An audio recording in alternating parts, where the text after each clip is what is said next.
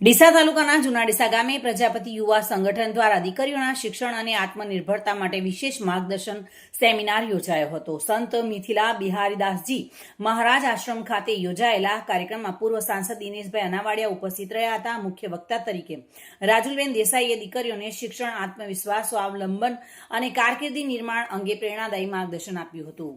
કાર્યક્રમમાં મોટી સંખ્યામાં દીકરીઓ, વાલીઓ અને સમાજના આગેવાનો જોડાયા હતા। શિક્ષણ દ્વારા સમાજના ઉત્થાન માટે આવા કાર્યક્રમો સતત યોજાતા રહે તેવી લાગણી વ્યક્ત કરવામાં આવી હતી।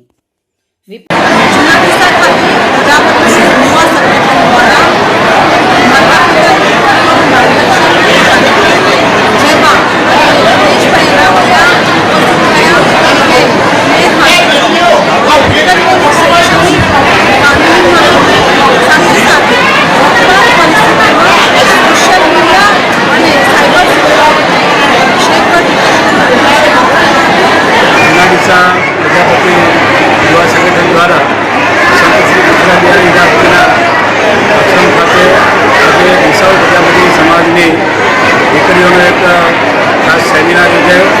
એમાં આજના 21મી સદીમાં, આ જ્ઞાનની સદીમાં, વિજ્ઞાનની સદીમાં દીકરીઓ ભણે અને આગળ વધે એના માટેની ચિંતા થઈ। સાથે સાથે ગ્રહ દેહાત જેવા જે બનાવો બને છે એના માટે પણ દીકરીઓને આપણા પૂર્વ રાષ્ટ્રીય મહિલા આયોગના સદસ્ય શ્રી રાજુલબેન આવીને મંડોરા સાથે bureau report, today Gujarati news.